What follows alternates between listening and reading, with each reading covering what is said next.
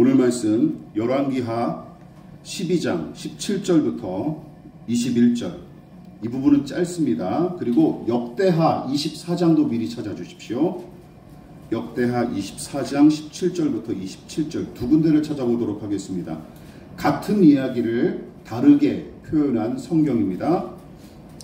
열왕기하 12장 17절부터 21절, 역대하 24장 17절부터 27절. 먼저 열왕기하 읽도록 하겠습니다. 저와 여러분이 한 절씩 번갈아 가면서 교독할게요. 17절을 우리 교우 여러분이 먼저 낭독하시겠습니다. 시작. 그때 아람 왕 하사엘이 올라와서 가드를 쳐서 점령하고 예루살렘을 향하여 올라오고자 하므로 유다의 왕 요아스가 그의 조상들 유다의 왕 여호사밧과 여호람과 아하시아가 구별하여 드린 모든 성물과 자기가 구별하여 드린 성물과 여호와의 성전 곡간과 왕궁에 있는 금을 다 가져다가 아람 왕 하사엘에게 보냈더니 하사엘이 예루살렘에서 떠나갔더라. 요아스의 남은 사적과 그가 행한 모든 일은 유다 왕 역대 지략에 기록되지 아니하였느냐. 요아스의 신복들이 일어나 반역하여 실라로 내려가는 길가의 밀로 궁에서 그를 죽였고 그를 쳐서 죽인 신복은 시므낫의 아들 요사발과 소멜의 아들 여호사밧이었더라. 그는 다윗성에 그의 조상들과 함께 장사되고 그의 아들 아마샤가 그를 대신하여 왕이 되니라. 아멘. 역대하 24장을 보도록 하겠습니다. 역대하 24장 17절부터 27절 제가 먼저 봉독하겠습니다. 여호야다가 죽은 후에 유다 방백들이 와서 왕에게 절하매 왕이 그들의 말을 듣고 그의 조상들의 하나님 여호와의 절을 버리고 아세라 우상과 우상을 섬겼으므로 그 죄로 말미암아 진노가 유다와 예루살렘에 임하니라. 그러나 여호와께서 그들에게 선지자를 보내사 다시 여호와에게로 돌아오게 하려 하심에 선지자들이 그들에게 경고하였으나 듣지 아니하니라. 이에 하나님의 영이 제사장 여호야다의 아들 스가랴를 감동시키심에 그가 백성 앞에 높이 서서 그들에게 이르되 하나님이 이같이 말씀하시기를 너희가 어찌하여 여호와의 명령을 거역하여 스스로 형통하지 못하게 하느냐 하셨나니 너희가 여호와를 버렸으므로 여호와께서도 너희를 버리셨느니라 하나. 무리가 함께 꾀하고 왕의 명령을 따라 그를 여호와의 전뜰 안에서 돌로 쳐 죽였더라. 요아스 왕이 이와 같이 스가랴의 아버지 여호야다가 베푼 은혜를 기억하지 아니하고 그의 아들이 죽이니 그가 죽은 때에 이르되 여호와는 감찰하시고 신원하여 주시소서 하니라. 1주년 말에 아람 군대가 요아스를 치려고 올라와서 유다와 예루살렘에 이르러 백성 중에서 모든 방백들을 다 죽이고 노력한 물건을 다메섹 왕에게로 보내니라. 아람 군대가 적은 무리로 왔으나 여호와께서 심히 큰 군대를 그들의 손에 넘기셨으니 이는 유다 사람들이 그들의 조상들의 하나님 여호와를 버렸습니다. 이와 같이 아람 사람들이 요아스를 징벌하였더라. 요아스가 크게 부상함에 적군이 그를 버리고 간 후에 그의 신하들이 제사장 여호야다의 아들들의 피로 말미암아 반역하여 그를 그의 침상에서 쳐 죽인지라. 다윗성에 장사하였으나 왕들의 묘실에는 장사하지 아니하였더라. 반역한 자들은 암몬 여인 시므앗의 아들 사락과 모압 여인 시므릿의 아들 여호사밧이었더라. 다 같이 요아스의 아들들의 사적과 요아스가 중대한 경책을 받은 것과 하나님의 전을 보수한 사적은 다 열왕기 주석에 기록되니라. 그의 아들 아마샤가 대신하여 왕이 되니라. 아멘. 말씀의 제목을 다 같이 한번 읽어보도록 하겠습니다. 자, 시작. 베푼 은혜를 기억하지 아니하고, 베푼 은혜를 기억하지 아니하고 라는 제목으로 말씀의 은혜 나누도록 하겠습니다. 요아스 왕과 여호야다 대제사장이 성전 보수와 사명 회복의 선한 일을 위해 두 팔을 걷어붙였고, 그리고 열왕기하 12장 본문은 크게 세 가지의 구체적인 조치를 통해 개혁이 성공적으로 성취될 수 있었음을 지적합니다. 첫째, 어떻게 개혁이 이루어질 수 있었습니까? 자기 반성에 이은 제사장들의 권리 포기가 있었기에 가능했습니다. 지금까지는 성전의 회계를 담당하는 자가 헌금과 세금을 거뒀고 제사장들에게 먼저 전달했었는데, 요아스 왕은 제사장들이 회계 담당자들로부터 돈을 받아 두지 말고 성전을 수리하는 담당자가 필요에 따라 직접 사용하도록 명령을 했죠. 기억나십니까? 작년에 했던 얘기인데, 그리고 제사장들은 왕의 명령에 수긍하고 기꺼이 따르기로 결의합니다. 그동안 저지른 직무유기의 잘못을 깊이 통감했고 반성했기에 가능한 일이었죠.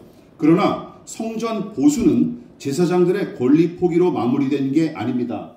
두 번째가 필요하죠. 투명하고 합리적인 재정개혁과 운영을 통해 성전 보수를 위한 재정을 확보하고 실제적인 보수 작업을 시행하기에 이릅니다.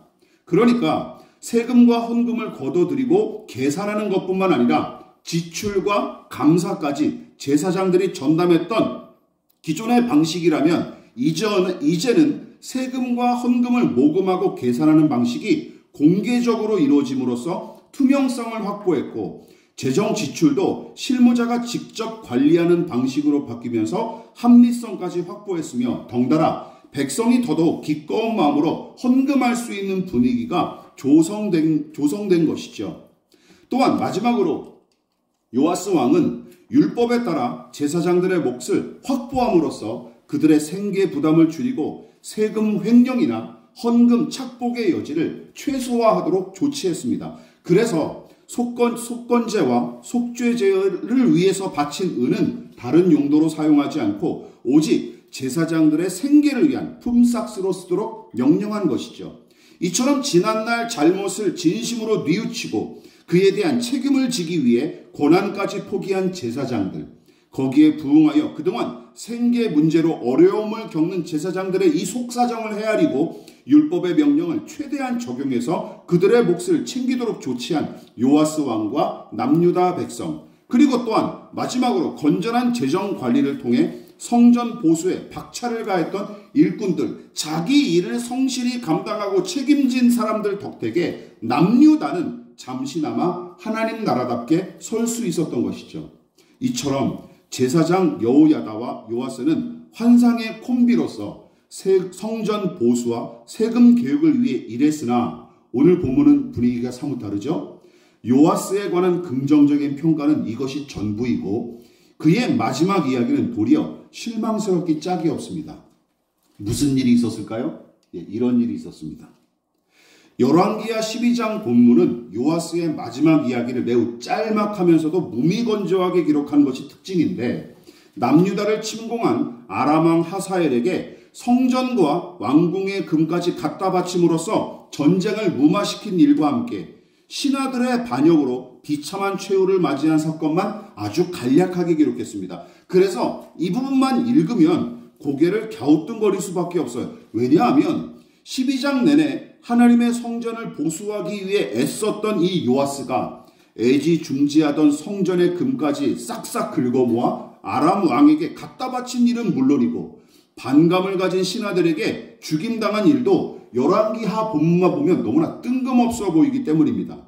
그래서 이 이야기를 좀 더 자세하게 기록한 역대하 24장이 필요한 것입니다. 역대서 저자는 아람의 침공과 요아스의 신하들의 반역을 우연히 일어난 일로 보지 않았어요.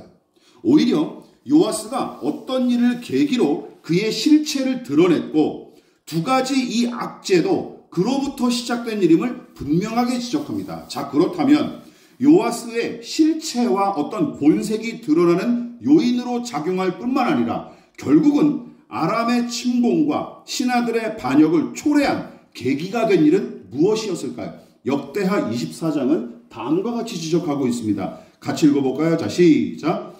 그의 조상들의 하나님 여호와의 전을 버리고 아세라 목상과 우상을 섬겼으므로 그 죄로 말미암아 진노가 유다와 예루살렘에 임하니라. 이런 짓을 벌였다라는 것입니다. 배교를 한 거예요. 그러니까 고모부이자 대제사장인 여호야다, 그는 요아스에게 평생의 은인이자 영적 스승이고 좋은 신하이자 동역자로도 손색이 없는 인물이었습니다. 그런데도 결국 여호야다도 결국은 하나님과 요아스에게 충성을 다하다가 죽음을 맞이했고 그 이후로 요아스는 유다 귀족들의 꿰매 넘어가 하나님 대신 아세라를 섬기는 짓을 저질렀으며 역대하의 저자는 이 일을 계기로 하나님의 진노와 심판이 유다와 예루살렘에 임한 거로 평가했습니다. 그리고 유다와 예루살렘에 임한 하나님의 진노와 심판은 구체적으로 어떤 형태로 나타난 거예요? 하사엘이 이끄는 아람의 침공과 신하들의 반란으로 나타나게 된 것입니다. 자, 이처럼 열왕기하 본문은 아람의 침공과 요아스의 미봉책을 간략하게 묘사했을 뿐이지만 같은 사건을 기록한 역대하 본문은 이 일이 요아스의 변절과 배교 때문에 일어난 일임을 아주 분명하게 보여주고 있어요. 그뿐만이 아닙니다.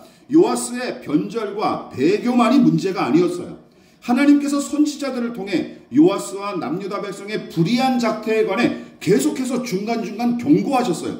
그리고 마지막 카드로서 하나님께서 요아스 왕에게 내민 게 누구냐? 여호야다 제사장의 아들인 스가랴를 통해 당신의 뜻을 분명하고도 엄중하게 내비치셨습니다. 그랬건만 요아스 왕이 정신을 차리고 돌아오기는커녕 도리어 우상숭배를 종용하는 자들의 말을 듣고 스가랴를 이 여호야다의 고모부의 아들이자 은인의 아들인 이 스가랴를 성전 뜰에서 돌로 쳐 죽이는 짓을 저지릅니다. 역대하 24장이죠. 이것도 읽어볼까요? 시작. 무리가 함께 꾀하고 왕의 명령을 따라 그를 여호와의 전뜰 안에서 돌로 쳐 죽였더라. 요아스 왕이 이와 같이 스가랴의 아버지 여호야다가 베푼 은혜를 기억하지 아니하고 그의 아들을 죽이니 그가 죽을 때에 이르되 여호와는 감찰하시고 신원하여 주옵소서 하니라. 이 부분에서 우리는 두 번째 주제로 또 넘어가야 합니다.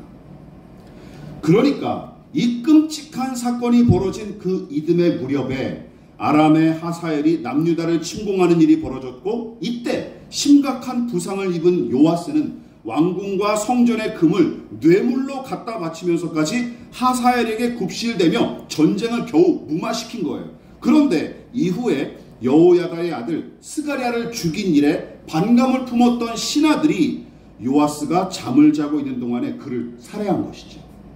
그냥 우연히 일어난 일이 아니라 이 여호야다의 아들 스가랴를 죽인 일에 반감을 품은 일단의 신하들이 이 요아스 왕을 죽이기로 한 것입니다. 그리고 실행한 것이죠. 이처럼 역대하의 저자는 요아스가 하나님을 등지고 우상을 숭배한 일과 함께 여호야다의 아들 스가랴가 전한 하나님의 경고를 무시하고 오히려 그를 처형한 일, 그로 인해 일어난 전쟁과 반역을 상세하게 기록했습니다.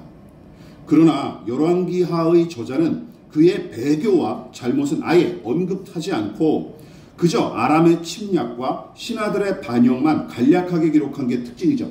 물론 그렇다고 열왕기하의 기록을 깎아내릴 필요는 없는데 그 이유는 역대하의 기록을 참고하도록 안내하는 내용이 삽입됐기 때문입니다. 19절이죠. 요아스의 남은 사적과 그가 행한 모든 일은 유대왕 역대지략에 기록되지 아니하였느냐. 유다왕 역대지략이란 남왕국인 유다의 왕들에 관해 기록한 역대서를 가리키기에 열왕기서의 저자가 요아스의 범죄를 일부러 감췄다고 보기는 어렵습니다. 아니 그러나 그보다 더 중요한 것은 여기서부터 본론으로 들어가요. 여러분, 요아스가 과연 하나님을 등지고 우상을 섬긴 이 배교 행위의 원인과 함께 여호야다의 아들인 스가랴를 무자비하게 잡아 죽인 이유를 밝혀내는 것입니다. 아니 왜 이 양반이 이렇게 변했냐라는 것이죠. 갑작스럽게. 그런데 생각해보면 그다지 어려운 문제는 아닙니다. 요아스가 생명의 은인이자 온 백성에게 존경받는 여호야다 제사장이 살아있는 동안에는 최고 권력자인 왕이면서도 그의 그늘 아래서 눈치껏 조심스럽게 행동했던 게 틀림없어요. 그렇지만 그가 죽은 뒤에는 어떻게 된 거예요? 족쇄 풀린 망아지처럼 이제야 내가 제대로 왕노릇 좀 해보겠구나 하며 설쳐대기 시작한 게 틀림없습니다. 물론 여호야다 제사장은 족보를 따진답시고 조카인 요아스를 함부로 대한 적이 없을 뿐더러 섭정을 일삼았던 아달랴 여왕처럼 요아스의 통치에 관해 왈가왈부하며 시비를 건 기록도 성경에는 등장하지 않습니다. 철저하게 뒤로 빠져서 그냥 버팀목만 되어졌을 뿐이에요. 여러분, 지난 설교에서 요아스가 성전 보수를 명령했으나 제사장들이 오랫동안 직무를 유기했을 때 여호야다가 대제사장으로서 책임을 지고 모든 권한을 내려놓고 왕명에 순복했던 일을 떠올려 보십시오. 만일 그가 평소부터 어떤 나이와 족보와 과거의 성과 등으로 왕 앞에서 유세를 떨고 그 위에서 군림했다면 제사장들을 대표해서 자신을 바짝 낮추고 그동안 누렸던 제사장의 고유 권한마저 내려놓는 일은 일어났을 리가 없죠. 그런 인격의 사람이 아니었습니다. 오죽하면 여러분, 성경이 이 여호야다 제사장을 이렇게 평가했겠습니까? 어떻게 평가했어요? 역대하 24장 읽어볼게요. 시작. 여호야다가 나이가 많고 늙어서 죽으니 죽을 때에 130세라 무리가 다윗성 여러 왕의 묘실 중에 장사하였으니 이는 그가 이스라엘과 하나님과 그의 성전에 대하여 선을 행하였음이더라. 여러분, 여호야다는 왕이 아닙니다. 그렇죠. 근데 어떻게 됐어요? 제사장인 여호야다의 시신을 왕실 묘시에 안장을 했어요. 무슨 뜻이죠?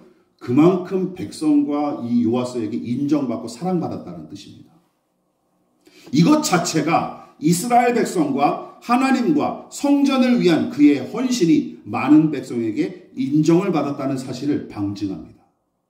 그러니까 하나님을 향한 믿음이 깊은 만큼 훌륭한 인격을 갖춘 것은 물론이고 제사장의 직분도 누구보다 충실하게 감당하면서 왕을 힘써 보필했던 인물이었어요. 그래서 요아스도 여호야다가 곁에 있을 때는 그 훌륭한 인격과 풍부한 지혜는 물론이고 하나님을 향한 한결같은 믿음과 올곧은 태도에 압도되었거나 감화되어 그를 따랐던 것으로 보입니다. 이 사람 앞에서는 좀 자중해야지, 이 사람 앞에서는 내가 조심해야지 라고 했던 것이죠. 이것만 해도 잘하는 일이죠. 좋은 사람 곁에서 좋은 일을 함께하는 것은 이건 칭찬할 일이죠. 그러나 고모와 고모부가 6살이 될 때까지 성전 안에서 보살폈던 이 요아스는, 그 꼬맹이 요아스는 왕위를 차지하고 성인이 돼서도 그 그늘을 벗어나지 못한 채 살았던 게 틀림없습니다. 문제는 바로 이거예요. 문제는 바로 이것이라는 것이죠. 그 6살짜리 꼬맹이가 그냥 그대로 몸만 자란 거예요. 그래서 세 번째 주제로 이어집니다. 이쯤에서 우리는 근본적인 질문을 던져야 합니다. 과연 요아스는 믿음의 사람이었을까요? 여러분은 어떻게 생각하십니까? 한 가지는 분명합니다. 크고 깊은 믿음을 가져본 적이 없을 뿐더러 그 믿음을 평생 지켜낸 사람도 아니라는 것이죠. 이거는 틀림없는 사실이죠. 다만 두 가지 가능성은 존재합니다. 먼저 첫 번째, 애초부터 하나님을 향한 믿음은 없고 제 욕구에만 충실했던 사람이었으나, 그런 인간이었으나 여호야다의 생전에는 그의 영향력 아래서 그나마 왕의 직무를 무난하게 감당했던 인물로 볼 수 있습니다. 그렇죠. 그러나 그 후로는 곱비 풀린 망아지처럼 본색을 드러내기 시작했고 그것이 우상 숭배를 일삼으며 스가랴를 살해하는 일까지 이어진 거로 추측해 볼 수 있습니다. 두 번째는 이것이죠. 왕위에 올라 다스릴 때부터 여호야다가 죽기 전까지는 어느 정도 믿음이 있어서 믿음으로 행했으나 그가 죽은 후로는 급속도로 믿음을 잃고 변질한 것으로도 볼 수 있습니다. 자, 여러분은 어느 쪽이십니까? 전자입니까? 후자입니까? 애초부터 그런 인간이었다. 1번. 두 번째, 아니다. 믿음이 있었는데 변절한 것이다. 답은 듣지 않겠습니다. 어느 쪽이든 이제 틀린 사람이 나타날 수 있으니까 자존심을 지켜야죠. 자, 여러분은 어느 쪽이십니까? 원래 믿음이 없었으나 여호야다의 영향력 아래 잠잠했다가 나중에 본색이 드러난 것일까요? 아니면 하나님을 염두에 두고 믿음으로 살았던 시기가 있었으나 여호야다의 죽음을 기점으로 솔로몬처럼 이후에 변절한 것일까요? 저는 후자로 봅니다. 왜냐하면 이 구절 때문이에요. 열왕기하 12장 기억나십니까? 2절 시작. 요아스는 제사장 여호야다가 그를 교훈하는 모든 날 동안에는 여호와 보시기에 정직히 행하였을 때, 여호와 보시기에 정직히 행하였을 때라고 하는 이 관형 어구는 성경에서 믿음의 사람들에게만 쓰는 거예요. 믿음의 사람들에게. 아시겠죠? 여호야다가 친히 그를 지도하고 가르치며 기도하면서 그 곁을 보필하던 때까지는 하나님도 그의 다스림을 기뻐하셨다고 기록했으니 이때까지만 해도 어느 정도 믿음을 가지고 무난하게 왕의 직무를 감당한 게 틀림없습니다. 그러나 요아스의 변절은 솔로몬의 변절과는 그 성격이 조금 다릅니다. 여러분, 솔로몬은 절대 권력을 휘두르며 저 스스로 오만방자하다가 변절한 케이스이지만 요아스의 변절은 주변 사람의 영향을 크게 받은 것이 특징이에요. 주변 사람의 영향을 크게 받은 것이 특징이에요. 그 증거가 역대하 본문에 차고 흘러넘칩니다. 역대하 24장 17절 같이 읽어볼까요? 시작. 여호야다가 죽은 후에 유다 방백들이 와서 왕에게 절하매 왕이 그들의 말을 듣고. 재미있는 인물 아닙니까? 여러분, 여호야다의 생전에는 그의 선한 영향을 받으며 무난하게 나라를 경영했지만 그가 죽은 뒤에는 양아치 같은 유다의 귀족들이 그 공백을 대신한 채 왕에게 우상을 숭배하도록 꼬드겼고, 이 줏대 없는 왕은 그들의 말에 휘둘려 하나님 대신 우상을 섬기기 시작한 것입니다. 무엇보다 성경이 요아스와 그의 통치를 묘사하고 평가할 때마다 기억하십시오. 여호야다와 유다의 귀족들에 관한 이야기를 매번 함께 기록하는 것을 주목하십시오. 이게 무엇을 뜻하는 것일까요? 요아스는 어떤 일, 잘 들어보십시오. 요아스는 어떤 일을 저 스스로 판단하고 이끌어가는 인물이 아니라 자기의 의견이나 줏대가 없고 누군가에게 의존하기를 좋아하는 성향의 인물임을 성경이 은근히 피력하고 있는 거예요. 지 중심은 없고 남에게 잘 휘둘리는 사람 있죠. 그거를 가리키는 거예요. 그래서 경건한 여호야다가 곁에서 보필할 때는 무난하게 왕의 소임을 감당했으나 불경건한 유다의 귀족들이 똥파리처럼 들러붙자마자 순식간에 변절한 것입니다. 심지어 여호야다의 아들 스가랴가 하나님의 계시를 받고 충언을 올렸을 때도 마찬가지예요. 같이 읽어볼까요? 시작. 무리가 함께 꾀하고 왕의 명령을 따라 그를 여호와의 전 뜰 안에서 돌로 쳐 죽였더라. 여러분, 처음부터 여호야다의 아들 스가랴를 못마땅하게 여겼던 일단의 무리가 그를 해코지하기 위해 치밀한 계략을 짰고 왕은 거기에 동조하여 그를 돌로 쳐 죽이도록 명령한 것입니다. 이것도 결국은 다른 사람들의 말을 듣고 한 거예요. 성전 보수를 위해 용감히 나서서 열정을 바쳤던 왕은 온데간데 없고 이제는 몰입애들과 짝하여 비겁하고 사악한 짓을 일삼는 꼬락서니가 그야말로 가관입니다. 자, 그렇다면 우리가 마지막으로 생각해야 될 것은 무엇일까요? 저는 이것을 위해서 우리는 지금까지 달려온 것입니다. 잘 들어보십시오. 이거 본 적 있으십니까? 예, 못 보신 분들은 보십시오. 저도 좋아하는 애니메이션 중에 하나인데, 애니메이션 영화의 거장인 일본의 미야자키 하야오 감독이 2001년에 만든 작품으로 화제를 모았던 센과 치히로의 행방불명에는 가오나시라고 하는, 이름 그대로 얼굴이 없다 하는 뜻의 가오나시란 요괴가 등장하는데, 다른 요괴를 마구 집어삼킬 만큼 강력하고 또 금을 만들어내는 능력까지 갖췄지만 정작은 외로움을 끔찍하게 싫어해서 늘 누군가에게 환심을 사기 위해 안달하는 희한한 성격의 요괴가 등장합니다. 뭐 존재했던 게 아니라 이 양반의 창작물이에요. 창작물. 그런데 최근에 2024년 1월 초에 SNS에 미야자키 하야오 감독이 가오나시의 정체가 무엇인지 직접 밝혀서 화제가 된 일이 있었습니다. 이게 기사에 뜬 적이 있어서 제가 긁어왔습니다. 그 양반이 가오나시에 대해서 이렇게 정의를 내렸어요. 이 미야자키 하야오 감독은 가오나시 같은 사람은 우리 주위에 많습니다. 다른 사람에게 의존하고 자기 자신은 없는 사람. 그런 사람은 어디에나 존재합니다. 가오나시는 자아가 없고 만나는 사람과 사물에 따라 계속 변하는 그런 존재입니다. 라고 설명했습니다. 영화를 보신 분은 무슨 뜻인지 아실 거예요. 네. 여러분, 마치 본문의 요아스를 가리키는 말처럼도 들립니다. 그렇지 않습니까? 본문의 요아스를 가리키는 말처럼 들려요. 그러나 기억하십시오. 본문에는 요아스와 완전히 대비되는 인물이 한 사람 등장합니다. 누구일까요? 예, 바로 여호야다의 아들인 순교당한 스가랴입니다. 자, 여러분 이쯤에서 한번 생각해 보십시오. 스가랴야말로 요아스보다 더 크게 여호야다 제사장에게 영향을 받은 인물입니다. 왜냐하면 그는 여호야다의 친아들 아닙니까? 친아들이에요. 그렇죠. 그러니까 요아스 왕이나 이 스가랴나 여호야다라는 사람의 부재와 상실의 고통을, 또 상실의 어려움을 똑같이 겪었던 인물이라는 것이죠. 여러분 보십시오.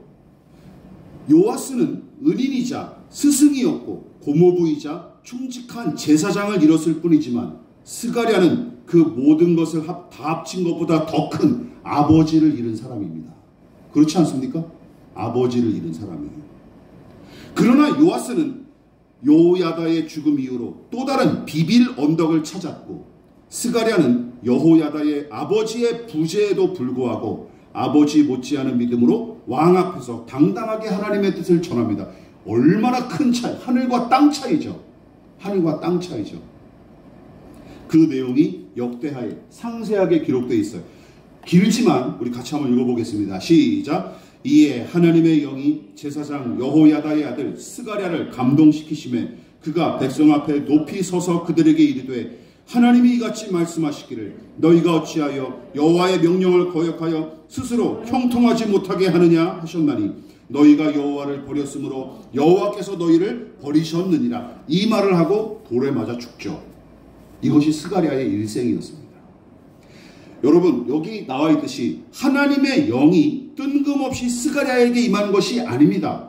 여러분, 성령께서는 주의 말씀과 그 뜻에 충성하고 순종하는 자에게 더 친밀히 함께 하시는 분이지, 무슨 뺑뺑이를 돌리는 것처럼 무지하기로 아무에게나 임하시는 분이 절대 아닙니다. 믿으십니까? 그래서 오죽하면 베드로가 사도행전에서 이렇게 얘기했겠습니까? 시작. 하나님이 자기에게 순종하는 사람들에게 주신 성령으로 가르쳤던 것입니다.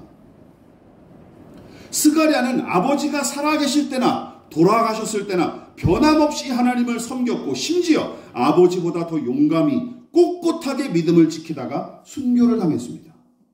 오직 사나 죽으나 주의 것임을 확신하며 살다간 인물이었던 것이죠. 그러나 요아스는 어떻습니까? 누구보다 높은 자리에 올라 가장 큰 권세를 지녔으나 제 이익과 평안을 위해서만 비빌 언덕을 찾아 헤맸고 사람들의 눈치만 살피기에 급급했습니다.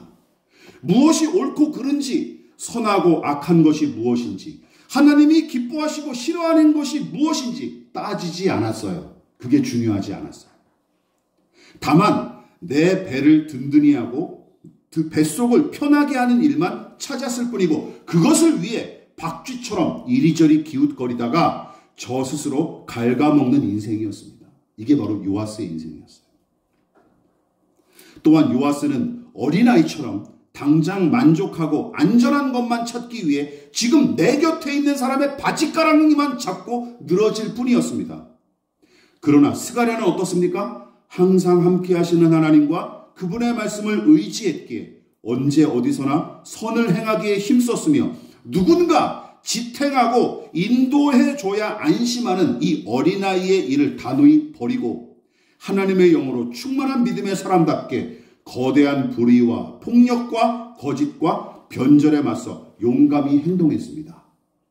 물론 어떤 분들은 이렇게 시비를 걸 수 있겠죠. 돌에 맞아 죽었잖아요 라고 시비를 걸 수 있겠지만, 그리스도인은 그런 것으로 인생을 판가름하면 안 됩니다. 믿으십니까? 삶의 모양이나 물리적인 결과로 판가름하면 세상 사람과 다를 바가 뭐가 있겠습니까? 그렇지 않습니까? 말씀을 마무리하도록 하겠습니다. 기억하십시오. 누군가를 의지하거나 의존하지 않으면 자립할 수 없는 존재, 타인에 의해 규정되고 정의되는 인생인 것 자체가 여러분 가장 끔찍한 일입니다. 믿으십니까? 타인이 뭘 해줘야 내가 비로소 살 수 있고 설 수 있어요.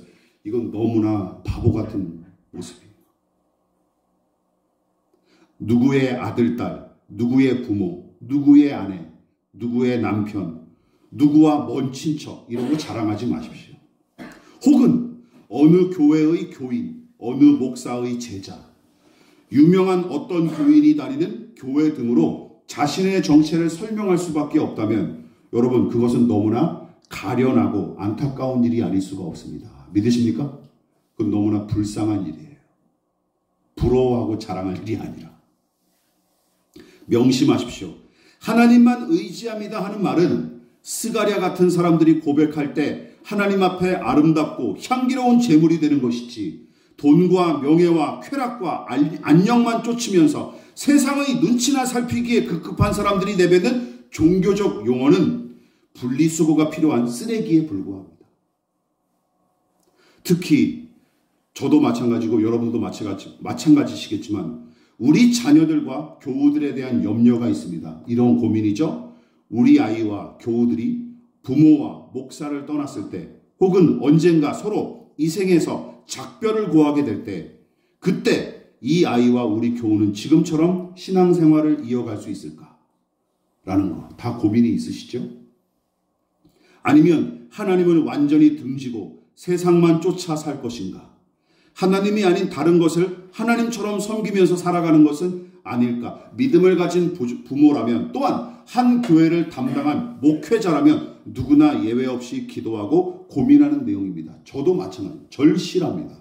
절실합니다. 물론 강요할 수는 없는 일이죠. 강요할 수는 없죠. 바라기는 삶의 모양새와 상관없이 우리와 우리의 자녀들이, 그리고 저와 여러분이, 모든 교우들이 요아스의 길이 아니라 스가랴의 길을 걷기를 바라고 기도할 뿐입니다. 여러분도 그렇게 하시겠습니까? 이제는 어린아이의 일을 버리고 장성한 어른으로서 살아가는 저와 여러분 되시기를 진심으로 축원을 드리겠습니다. 예, 기도하겠습니다.